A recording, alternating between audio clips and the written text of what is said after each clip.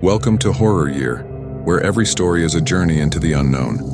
If you're brave enough to face your darkest fears and uncover the most chilling tales, you've come to the right place. So, dim the lights, turn up the volume, and subscribe to Horror Year. Your journey into terror begins now. In the heart of the secluded village of Duskhaven, where the whispers of the wind carry tales of terror and mystery, the darkness hides more than just the night. Legends speak of a malevolent presence, a creature born from the shadows of a forgotten past, known only as the Lurker in the shadows. But as the fog thickens and fear takes root, one young woman dares to confront the horror that has haunted her dreams and stolen her family. This is the story of Lena, the last hope for a village on the brink of despair. The residents of the sleepy village of Duskhaven, which is tucked between undulating hills and a shadowy old forest, have long been plagued by rumors of a menacing presence. The elders told stories of a creature they named the Lurker in the shadows, who was claimed to live deep within the forest and only come out at night when the moon was low and the fog rolled in from the marshes. Nobody knew the true nature of the Lurker. Some people believed it to be a ghost, the agitated soul of a long-dead peasant who got lost in the forest. Some thought it was a demon, lured to the village by some long-forgotten transgression.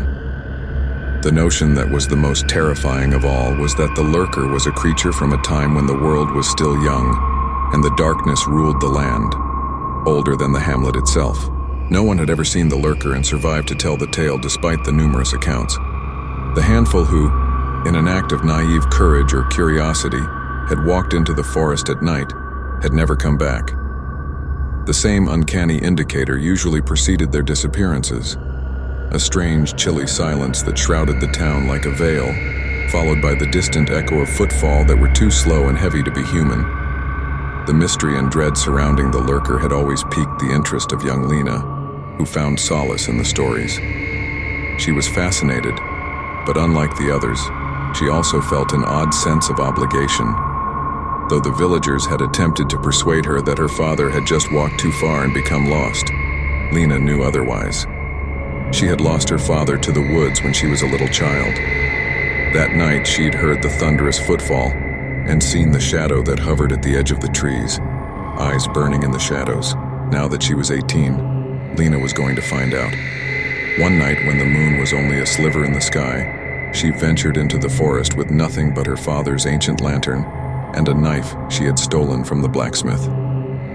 The village was peaceful as she walked through its winding lanes, the mist enticing her to turn around like spectral fingers. Despite her dread and determination, Lena persisted. At night, the woodland was a different place. The trees loomed over her, their gnarled and twisted branches stretching out like bony arms. The smell of damp earth and rotting leaves filled the air, and her boots crunching gently on the forest floor was the only sound audible. However, as she descended further, even that sound seemed to vanish, engulfed by the stifling quiet that loomed over the forest. Lena maintained her focus on the route ahead, but she was aware of someone else's presence and the weight of their gaze following her everywhere. She was aware that the Lurker was near, more so than it had ever been to anyone who had ventured into its territory. She did not falter, though. Her purpose for coming was to locate her father, or discover the reality of what had happened to him. She refused to leave until she had confronted the being that had been disturbing her nightmares for a considerable amount of time. The mist grew thicker as she approached a clearing in the middle of the woodland, engulfing her in a thick, impenetrable fog. Her lantern's light hardly made it through the darkness, but even in the shadows she could make out the shape of something tall and incredibly thin that was moving. The intruder. With extended limbs and a darkly hued face, its appearance was hardly human as it walked into the light.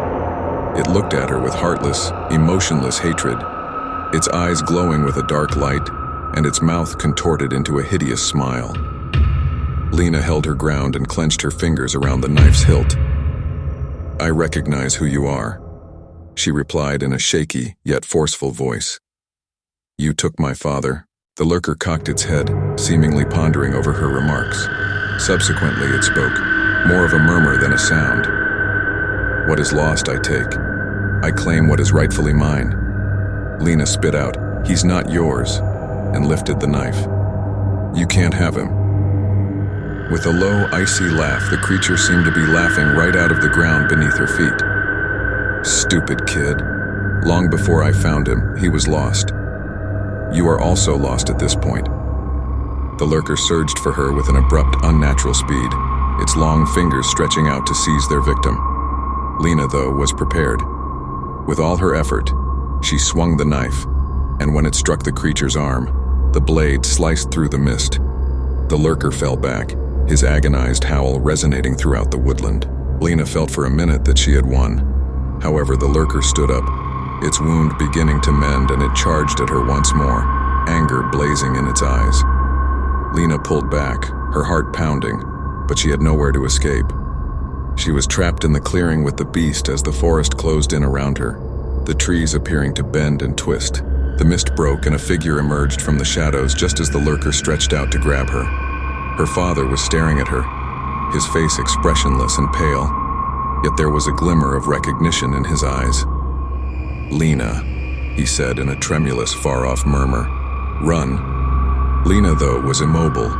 With fright, she saw as the lurker shifted its focus to her father, displaying a broad smile and reaching out to embrace him. It was then that Lena realized the reality. The lurker did not steal what was lost.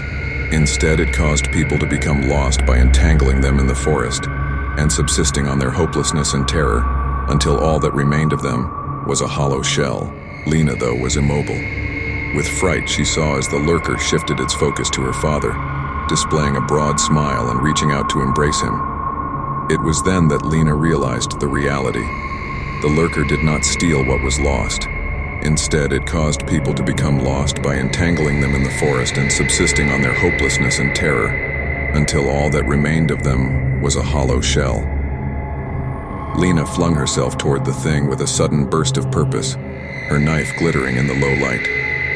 She repeatedly stabbed it using her despair as strength. Lena did not stop the howling lurker, whose form flickered as it attempted to repel her. She was too far gone to give up now.